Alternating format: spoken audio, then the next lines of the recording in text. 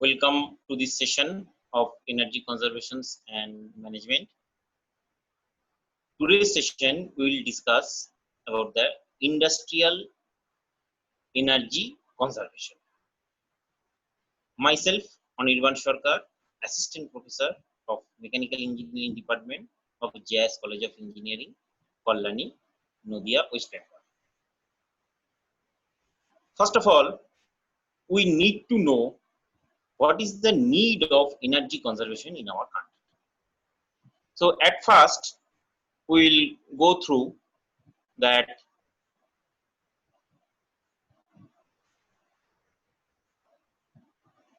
what is the need of energy conservation.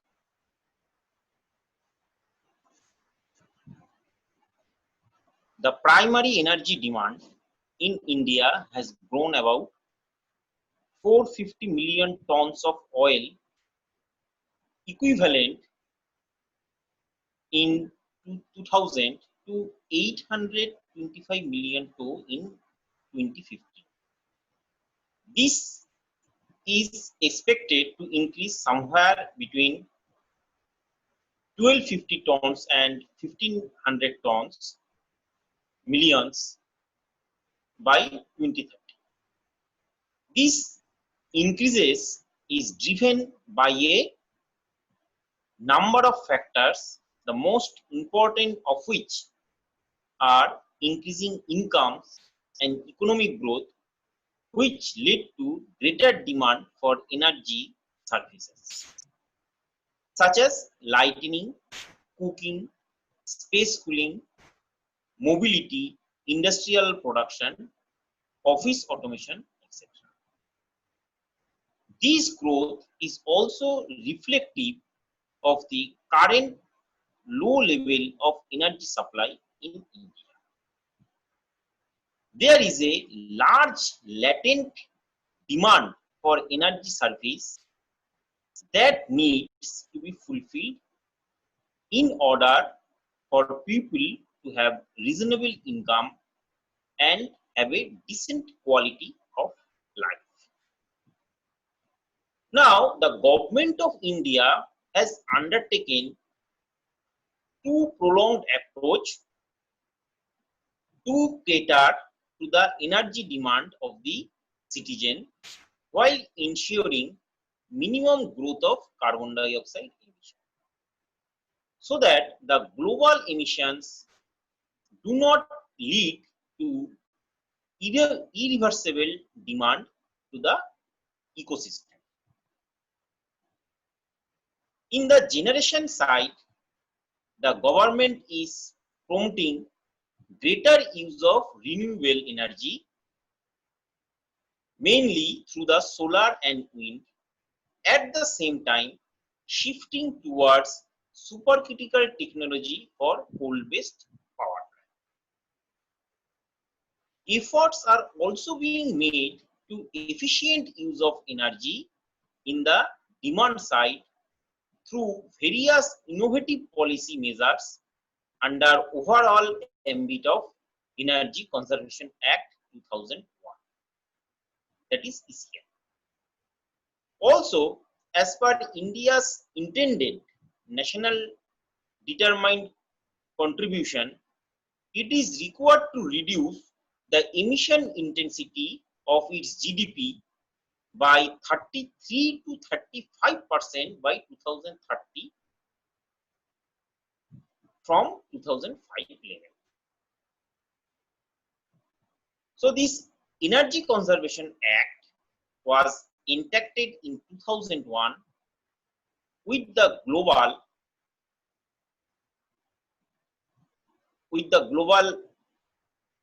demand and maintaining the procedure. The goal of this EC Act to reduce energy intensity of Indian economy, that is fossil fuel, to reduce the dependency on the fossil fuel. Bureau of Energy Efficiency, that is BEE, was set up as a statutory body on 1st March 2002 at the central level to facilitate the implementation of EC Acts. The Act provides regulatory mandate for standard and labeling of equipments and appliances, energy conservation building codes for commercial buildings, and energy conservation norms for energy intensive industries. Next. So, in industries, there are various heating systems are there. Through that, the most heat losses takes place by the radiation process. Radiation is a type of heat transfer that when there are two temperature differences are there between two bodies, the heat will transfer from higher body to lower body without any media also. So we cannot eliminate this radiation heat transfer, although by proper insulation we can reduce that. So as various industries, various piping system, turbine, generators, etc. are source of energy. So when the energy is transferring from one media to another media, so there is a higher possibilities of the radiation heat transfer. So the purpose of industrial insulation now has been implemented to reduce this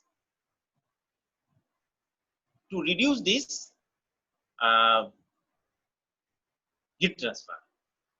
A thermal insulator is a poor conductor of heat and has a low thermal conductivity. It is used in building and in manufacturing process to prevent heat loss or heat gain. Although its primary purpose is an economic one, it is also provided more accurate control of processes, temperature, and protection of personnel.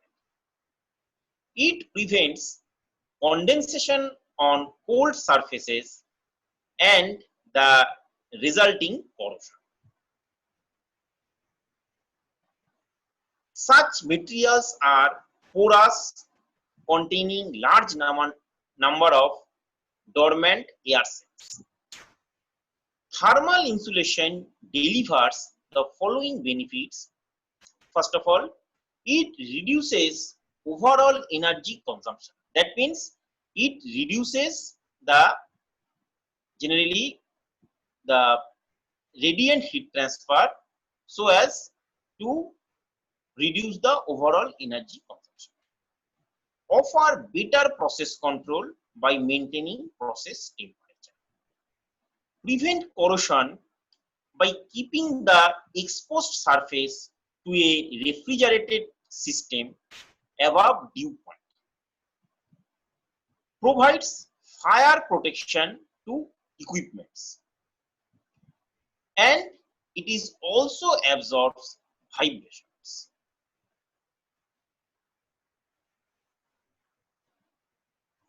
Types and applications. The insulations can be classified into three groups according to the temperature range for which they are used. First of all, low temperature insulation, that is up to applicable 90 degrees centigrade. This range covers insulating material for refrigerator, cold and hot water system, storage tanks, etc. The commonly used material are cork, wood, 85% magnesia, mineral fiber, polyurethylene, and expanded polystyrene, etc. Number 2, medium temperature insulation. Temperature ranges, that is 90 to 325 degrees centigrade. These insulators in this range are used in low temperature heating and steam raising equipment, steam lines, flue gases, ducts, etc. These type of material used in this temperature range includes 85% magnesia, asbestos, calcium silicate, and mineral fibers, etc. Number 3, high temperature insulations above 325 degrees centigrade. This type of insulator typically used that are superheated steam system, mainly in the power plant, cement industry, and where higher temperatures are there. Oven dryer, that is in manufacturing of steel manufacturing, furnaces, etc. The most extensively used material in these ranges are asbestos, calcium silicate, mineral fiber, mica, vermiculite based insulation, fire clay or silica based insulation, and ceramic fibers.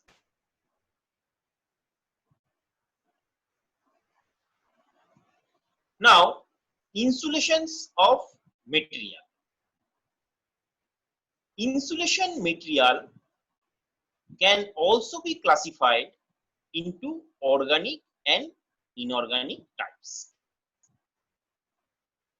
Organic insulations are based on hydrocarbon polymer which can be expanded to obtain high weight structure. For example, thermocol, that is expanded polystyrene, and polyurethylene foam, that is PUF. Inorganic insulation is based on cellulose, aluminous, and calcium material in fibrous, granular, or powder forms. Number 2, mineral wool, calcium silicate, etc. The properties of this insulation is they are commonly insulating material are as under calcium silicate used in industrial process plant, piping where high surface temperature and compressive strengths are needed. Temperature ranges varies from 40 degrees centigrade to 950 degrees centigrade. Number 3, glass mineral wool. These are available in flexible forms, rigid slabs, and performed pipe working section. It is good for thermal and aqueous insulation for heating and chilling system pipelines. Temperature range of application is that is minus 10 degrees centigrade to 500 degrees centigrade. Number 4, thermocol. These are mainly used as cold insulation for piping and cold storage constructions.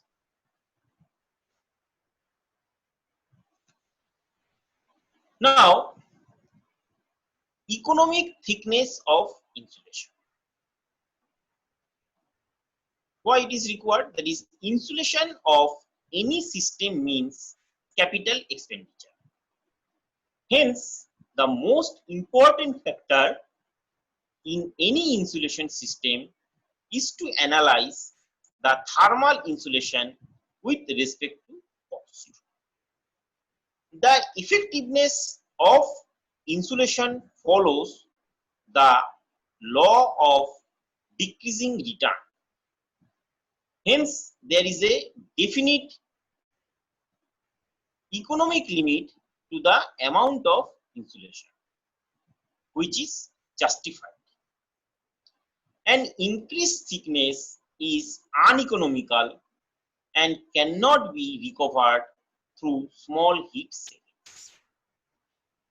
This limiting value is termed as economic thickness of insulation.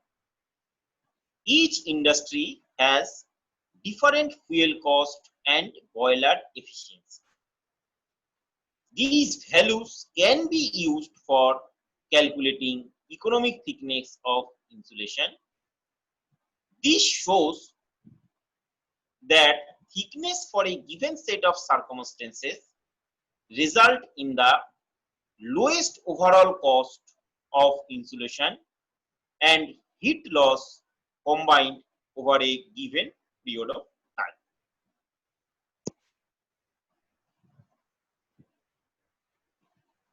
Now, understanding the HVAC, that means heating, ventilation and air conditioning system,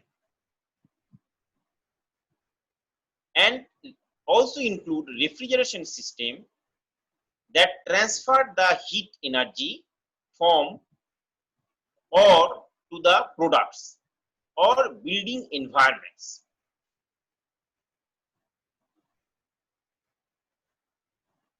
Energy in the form of electricity or heat is used for power mechanical equipment designed to transfer heat from a colder, low energy level to a warmer, high energy level. Refrigeration deals with the transfer of heat from a low temperature level at the heat source to a higher temperature level at the heat sink by using low boiling refrigerant.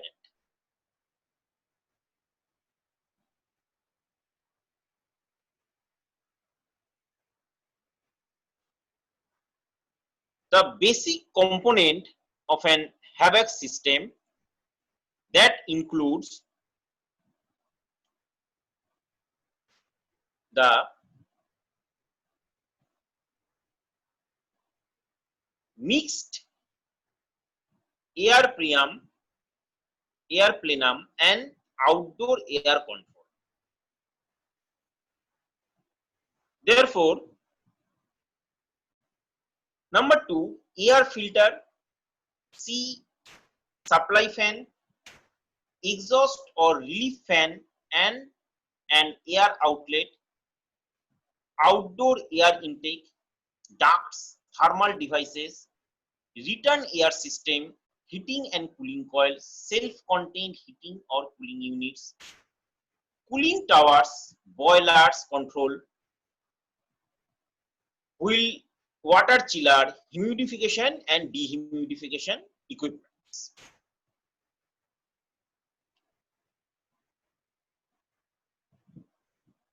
Classification of this HVAC system.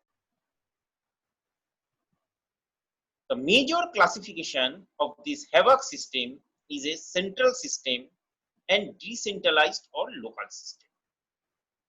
Type of system depends on addressing the primary equipment location to be centralized as conditioning entire building as a whole unit or decentralized as separately conditioning a specific zone as a part of the building.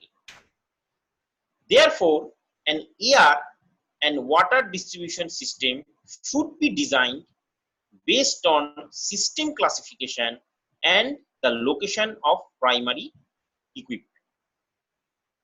The criteria as mentioned above should also be applied in selecting between two systems.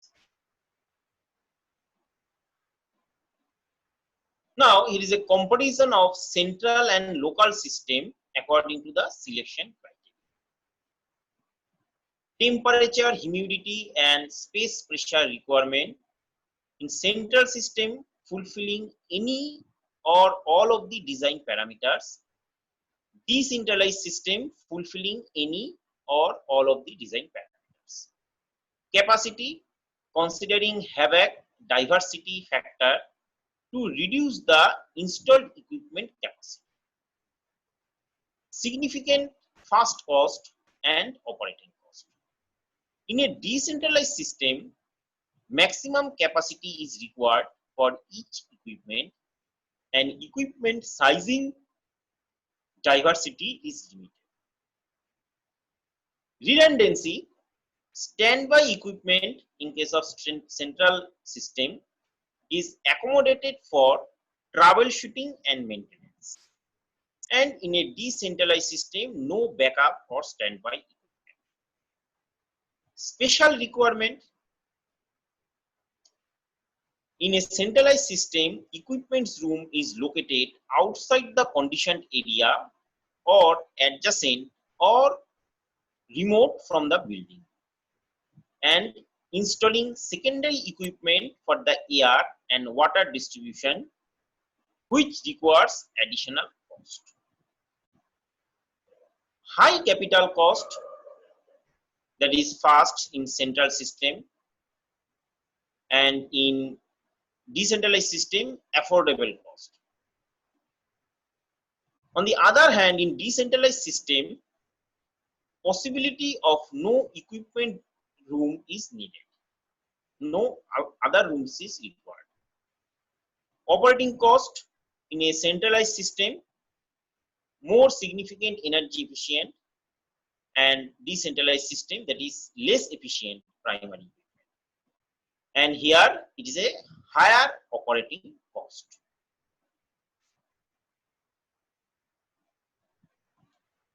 The maintenance cost, that is also saves in centralized system due to the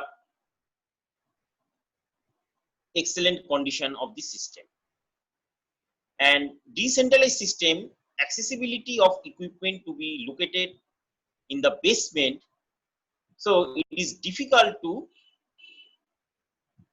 maintain the system, and weather also affect that one. Reliability, central system equipment can be attractive benefit when considering its long surface life. Decentralized system, reliable equipment, although the estimated equipment service life may be less. Flexibility, selecting standby equipment or backup make it flexible, and decentralized system, that is placed in numerous locations to be more flexible. So this is the figure of a centralized HAVAC system, where the outdoor fresh air, first of all, mixes in a conditioned air, then again it is going through the filter and preheating takes place to dehumidify it, then again in a cooling coil, so that air must be cooled to the predetermined temperature. As we cannot control the cooling, so somewhat after reheating also may be required. And after that, the humidifiers is placed so as to extra humidity is leaves the air. Then it is supplied to the conditioned space. After returning the air fan, it is returned to the exhaust air condition, and some part of the air that is mixes with the fresh air. So in case of industrial energy conservation, as this HAVAC system is very much used in big industries, so there is a lot of powers that required to run this system. For efficiently use this HAVAC system, we can optimize the energy requirement of this system. Now the case studies. So it is given in a chilling system, brewery chilling system. Ethylene glycol is used as a secondary refrigerant. The design capacity 40 ton. A test was conducted to find out the operating capacity and energy performance ratio. The flow was measured by switching off the secondary pump and measuring tanks level difference in hot water.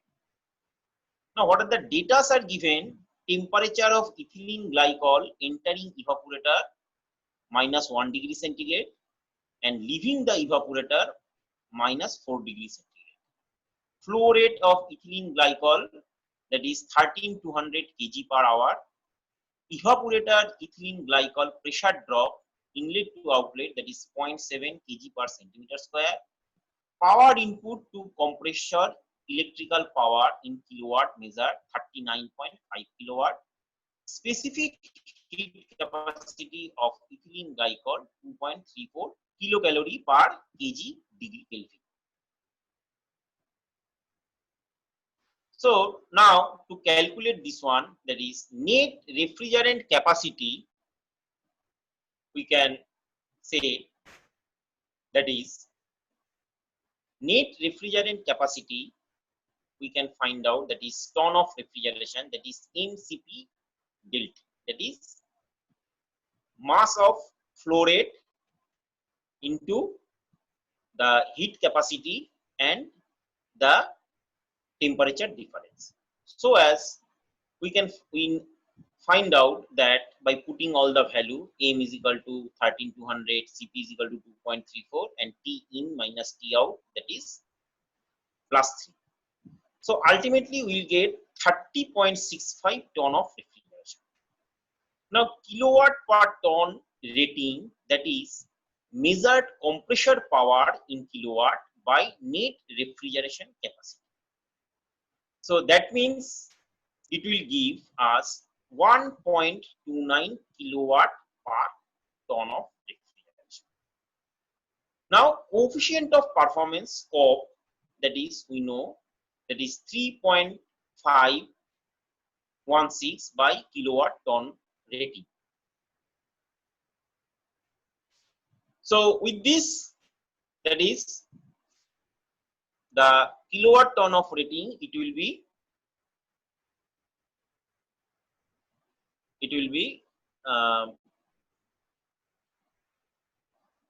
the kilowatt ton of rating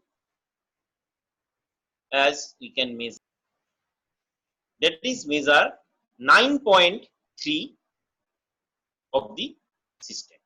So coefficient of performance of this system is 9.3.